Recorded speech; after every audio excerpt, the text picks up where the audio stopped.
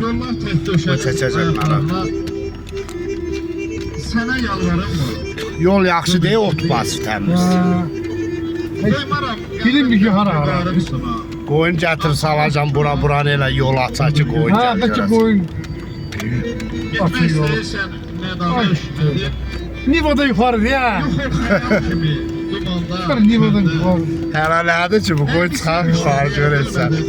İndi isə biz Bax, bax, bax. Bu otlar cızmaz ya ama maşın elə. görürsən məndə. Bizi çekti. Bak. Peki bir Nivoda bir bedri var. Hə sənin. Fərhad Production-da. Gedək şimdi baldırğanda yoxdur.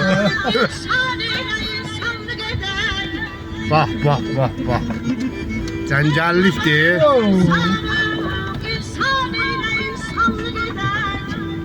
Bax, bax, bax, bax, bax. Oho. Bakın lazım bu ne de ha? Ye. Kərin gözün tutmasa yaxşıdır da.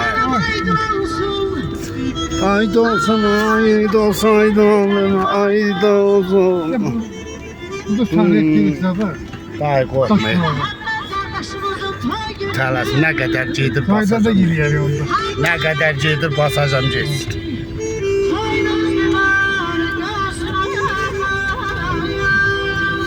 Koyun ayaklarına biraz ayaklarına. Hə, qoyun ayaqlayacaq.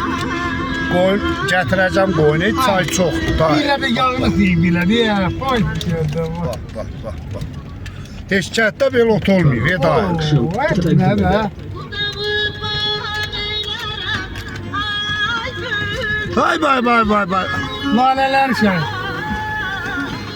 Kəndimiz gül çiçək atıvək. Kənd sevinir daha, yolu var. Yaxşı yaman olsa da.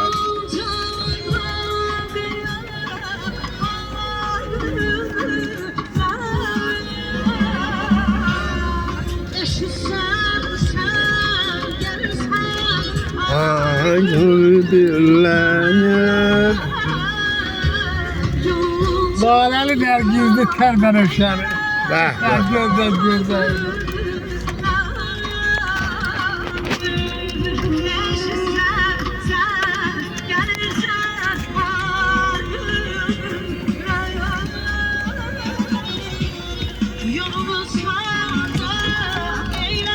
Day çıxım yuxarı. Yuxarı çıxım yoxsa ehtiyac yoxdur. Bir de orada berber şimdi. Bak yok diye ona bakmadım.